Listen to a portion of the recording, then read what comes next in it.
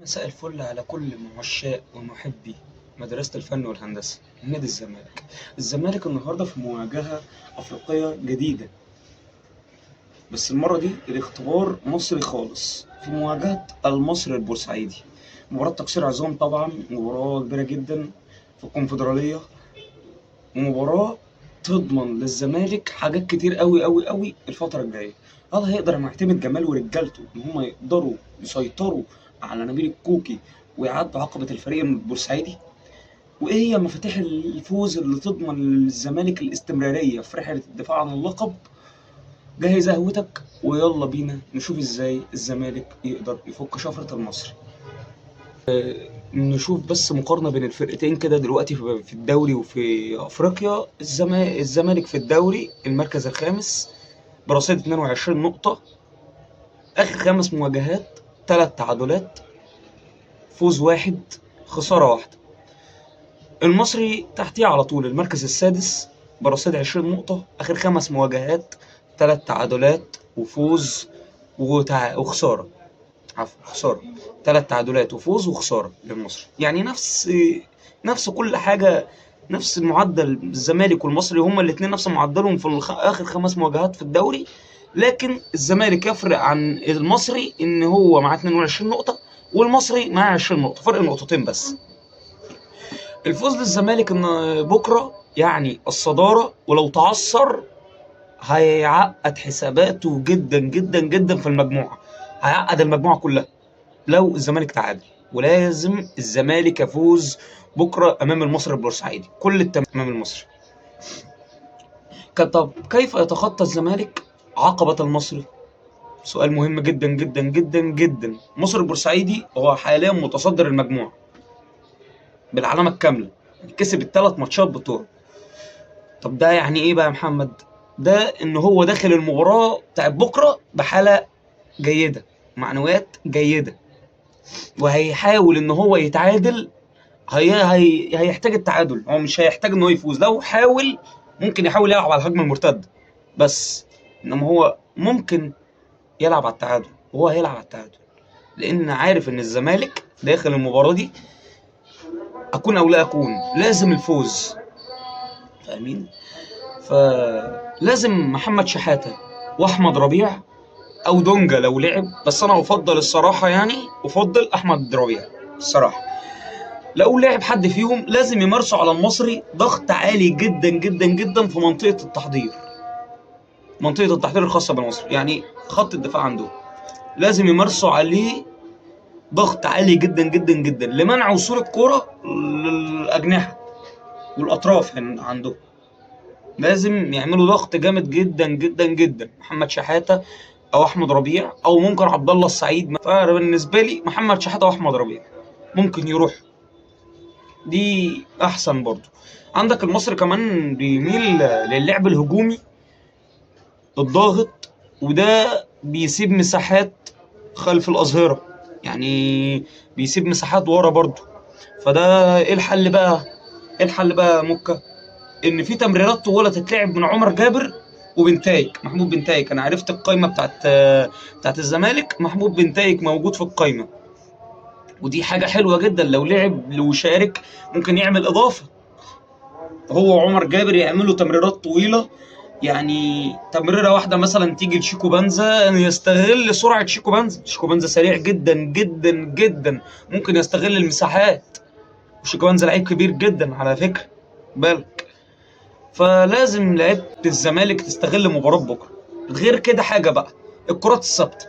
الكرات الثابته دي هتبقى مباراه صعبه على نادي الزمالك، المباراه هتبقى معقده، وانا بقول لكم اهو افتكروا كلامي، بكره المباراه هتبقى معقده وكبيره جدا جدا على نادي الزمالك.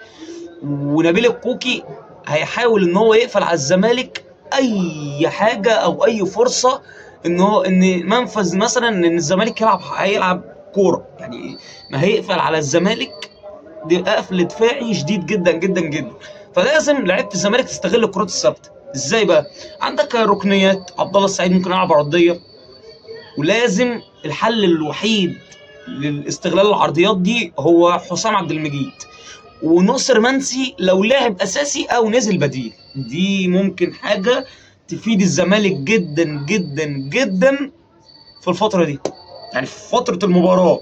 يعني ده اذا لو الزمالك ضغط وما عرفش يستغل اي حاجه، يعني الحلول وقفت قدامه. ده حلول ممكن ان الكرات الثابته، فاول مثلا يجي من بره ال 18، تتلعب عرضيه او تتشاط مثلا من عبد الله السعيد. ممكن في حلول كتير جدا جدا جدا لنادي الزمالك ممكن يستغلها. وخد بالك نبيل الكوكي بيلعب على انه في الدفاع جامد جدا جدا جدا، وبيلعب على التمركز. تمركز دفاعي جدا. بس في وسط التمركز ده بقى ممكن يحصل ايه؟ ممكن اللعيبه تسرح، لعيبه المصري تسرح، فلازم تقوم ضاغط عليهم ضغط شديد جدا جدا جدا. تمام؟ لان انت، وفي حاجه تانية بقى، خط النص بتاعه ممكن يعني مش هيبقى متوازن امام خط وسط نادي الزمالك. فممكن بكروسات من او بساط من عبد الله السعيد او محمد شحاته او دونجا او احمد ربيع، لو اللي حد فيهم لعب يعني، كروسات او بساط ممكن تودي تقتل خط الدفاع للنادي المصري، ونشوف هدف للزمالك. لو الزمالك سجل الهدف الاولاني، انا بقول لكم الزمالك هيفضل ماسك المباراه طول ال 90 دقيقه، والمصري يعني نبيل الكوكي هتنفلت من ايديه زمام الامور في الماتش ده. لو الزمالك سجل من اول ربع ساعه ومسك كوره وعمل ماتش زي ما بنقول. لازم معتمد جمال يركز فعلا. الماتش ده ماتش صعب جدا، ماتش هيحدد عليه يعني 3 4 5 6 ماتشات جايه. ممكن يحدد ماتشات افريقيا كلها تبقى عامله ازاي بالنسبه للقائمه بتاعت الزمالك دلوقتي. واحنا عارفين ان الزمالك موقوف عنه القيد. انا لسه سامع امبارح ان القضيه العشره. فده لازم لعيبه الزمالك تركز، واهم حاجه لعيبه الزمالك تركز، والمدرب اهم حاجه في كل ده بقى جماهير الزمالك. لازم جماهير الزمالك يعني تكون حاضره وسانده بقوه جدا جدا جدا في برج العرب. انا عارف ان جماهير الزمالك ولن تبخل على ناديها بجهد او عرق او تعب في التشجيع، ودي حاجه كبيره جدا جدا جدا لنادي الزمالك. ولازم لعيبه الزمالك تتفهم ده كويس، ان جماهير الزمالك واقفه معاهم، ولازم يستغلوا الامور دي جدا جدا جدا في مباراه بكره باذن الله تعالى. لازم لعيبه الزمالك تركز.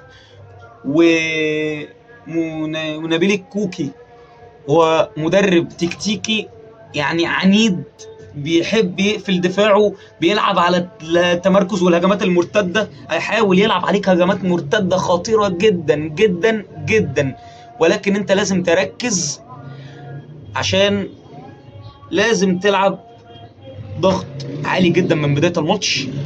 ولازم تقفل على المصري ان هو تخلي المصري ان هو ما يلعبش عليك هجمات مرتده، ما يلعبش عليك هجمات مرتده، وما تسيبلوش مساحات. لازم على لعيبه الزمالك ان هي ما تسيبلوش مساحات. انا بالنسبه لي التشكيله المتوقعه اللي ممكن الزمالك يلعب بها بكره هي كالاتي: عواد في حراسه المرمى، محبوب بن تايك وعبد المجيد والونش وعمر جابر. بالنسبه لي محمد شحاته واحمد ربيع وعبد الله السعيد، خوان بيزيرا وشيكو بنزا وعدي الدباغ. وبالنسبه لي شيكو بنزا وخوان بيزيرا هم هيبقوا مفتاح اللعب لنادي الزمالك في مباراه بكره. هيبقوا مفتاح اللعب جدا جدا جدا، ويعني هيعملوا. انا بالنسبه لي انا شايف لو الزمالك فضل ضغط وعمل مباراه كبيره جدا جدا، انا شايف ان في حد فيهم هيبقى عريس المباراه بكره، عريس اللقاء بكره. يعني هيبقى حاجه جامده جدا بكره. لازم بس نفهم حاجه، ان نبيل الكوكي يا جماعه مدرب تكتيكي، بس عيبه انه بيدي للخصم مساحه يلعب فيها. ودي حاجه حلوه جدا جدا لازم لعيبه الزمالك تستغلها بكره، ان هو هيدي مساحات الزمالك يلعب فيها. فانت بالتالي بقى في المساحات دي انت لازم تضغط، ولازم تعمل تمركزات، ولازم تحاول جدا جدا على قد ما يمكن في ان انت تحاول ان انت تكسب المباراه وتخرج من اللقاء بفوز يضمن لك الثلاث نقاط. فوز مهم جدا جدا جدا يضمن لك الثلاث نقاط. فلازم الزمالك يخلص الماتش بكره بالسرعات والتحولات وممنوع تدي المصري فرصه ينام على الكره ويقتل الريتم، لان انا قلت لك لسه قايل لك من شويه ان المصري هيلعب على ان هو يفضل معاه الكوره، يلعب على التعادل. ولو حاول ان انت لو لقاك في غفله دفاعيه ممكن يروح بغفله دفاعيه من عندك جون، خلاص خلص الماتش. ولو جاب جون انت هتقابل رتم بطيء جدا جدا جدا وهيقتل لك الماتش قوي. يعني انت هتحاول طول 90 دقيقه ان انت تلعب عرضيات ومش عارف ايه، بس هو هيفضل صلب دفاعيا. بس لازم الزمالك يركز على الحته دي والنقطه دي، ان انا ما اخشش الكره العب عادي، لا انا اخش اضغط طول ال 90 دقيقه، اضغط من اول ربع ساعه. لان الزمالك لو ضغط من اول ربع ساعه الزمالك هيجيب الاولاني. وافتكروا كلامي، افتكروا كلامي بكره باذن المولى، الزمالك لو ضغط اول ربع ساعه ونص ساعه الزمالك هيجيب الاولاني. ولو جاب الاولاني المصري هيحاول ان هو يلعب كوره ومش عارف ايه، ولكن لا مش هيحاول يرجع، مش هيحاول يرجع. ولو رجع الزمالك برضو فريق كبير، فريق عظيم، جماهيره معاه في اسكندريه، واللعيبه اللي مش هتخذل جماهيرها ابدا ابدا ابدا، لازم تركز بكره. تمام. فبالنسبه لي التشكيله زي ما قلت لكم، التشكيله يعني قلت لكم عليها، وقلت لكم على ان لازم الفريق بيركز جدا جدا. وعايز اقول كلام بقى شويه كده، يعني زملكاويه، عايز اقول للزملكاويه جمهور الزمالك، ماتش بكره ده مش مجرد 3 نقط بس، مش مجرد 3 نقط بس، ده مجرد ماتش زعامه المجموعه، مجرد ماتش زعامه المجموعه. وهبت البطل في الكونفدراليه، ده هبت البطل في الكونفدراليه اللي هتقدر. الماتش بكره ده هو اللي هيحدد اذا كان انت هتنافس على القاب ولا لا. لازم تنافس على لقب بكره، لازم تكسب بكره. ماتش ال3 نقط، ماتش مهم جدا، ماتش صعب. لازم الزمالك يفوز ويكسب ويفرح جماهيره بال3 نقاط، لان جماهيره زعلانه جدا جدا على الاخبار السيئه دي جدا. فلازم الزمالك يستغل ماتش بكره جدا، وجمهوره لازم يبقى واقف في ظهره. اكتبوا لي بقى في التعليقات مين اللي هيكون عريس اللقاء. مستني توقعاتكم في الكومنتات. وما تنسوش تعملوا لايك وسبسكرايب واشتراك وتفعلوا زر الجرس عشان يوصلكم كل جديد. وبقول لكم في النهاية، السلام عليكم.